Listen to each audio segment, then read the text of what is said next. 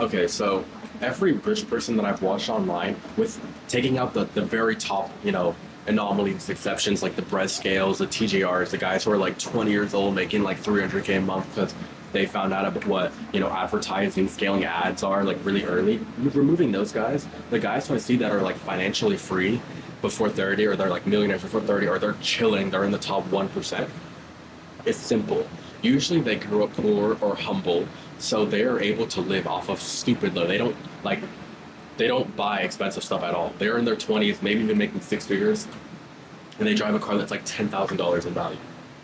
If you were trying to flex to show other people off, I mean, I got some money. You see that MacBook? I got that MacBook for my 13th birthday as a gift. I'm now 21, and the MacBook was already 2 years old when I got it. So yeah, you need to learn how to like live very frugally. Don't go out buying food. Don't drink too much. Like make a rule. Like I can only drink once a week or once a month or whatever that is for you. If not at all, even better. But some people, you need some moderation. But you need to live genuinely cheap. Do not give a fuck what anyone else thinks. Don't be trying to flex. Live super poor.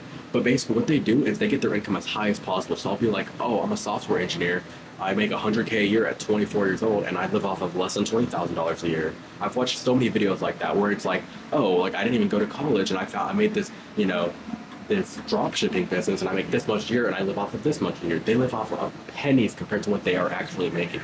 And if you want financial freedom while you were young, because in the videos, I remember watching a video, the dude was like playing COD in the background or something. You could probably Google it, and he's like, my portfolio as a 26-year-old was like 400K invested. And it's like, how the hell did you do that? And it's two simple things. You get your income up and you keep your expenses down. Pretty simply said, right? So something that I saw yesterday, an Elon Musk quote that I love, and I've never tried it myself, but frickin' I might try it pretty soon, is find your 10-year goal. So where you want to be 10 years from now, like how much money you want to have in 10 years, and then act like you only have 6 months to get it done, and then just try.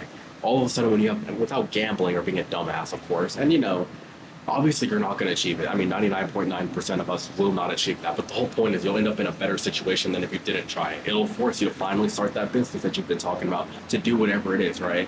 And that's a big important thing, right? Don't be a sayer, be a doer. Like a lot of people are, I always hear people, or I'll be like with friends and we'll be like, bro, we should all start a YouTube channel. Like I had that one. We should all start a YouTube channel, or we should all do this. And I'm like, that's a great idea. And what I do, I go home and I start a YouTube channel the very next day. Fast forward over 6 months from now, none of them have created YouTube channels. One of them created a YouTube channel and uploaded one video. They are sayers, not doers. Okay? Same thing with crypto. We were like, holy crap, this crypto's looking pretty cool.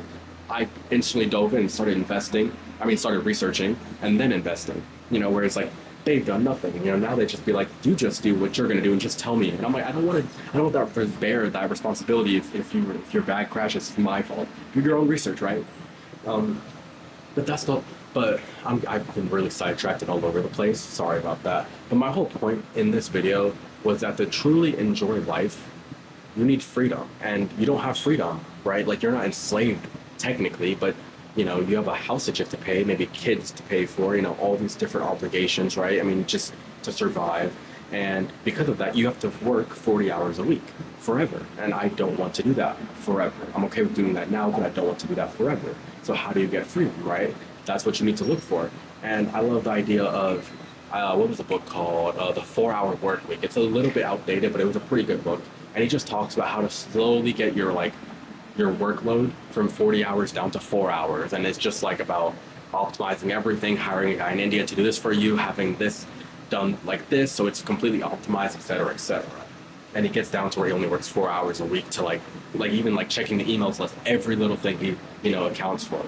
And something he preaches about is being a digital nomad, and that's another thing that I want to be, where you have the ability to make money from that thing, from your computer, from anywhere in the world. Like YouTubers are a great example of it, but there's so many other people who have online businesses, or even nowadays, you can just get like a coding job, right, where it's remote. And if I had a remote job, I don't. I'm just on vacation for my work right now. I could be here in Miami on vacation, but I'm actually working. I could make money to be here. And then if I wanted to, I could go to Taiwan, and then I could go to Indonesia. And then I could go to Washington, D.C. You can make money around the globe, or you can make money while you're asleep, depending on what you're doing. There's all these different opportunities. Everyone's like, it won't be me. I can't do it. But you can. If you actually try it with your mindset, you'll never get there. With my mindset, oh my God, the camera's overheating. Bro, it's literally 82 degrees, and the camera is overheating. Like, be for real right now, right? Don't be lazy like this camera and put in some work.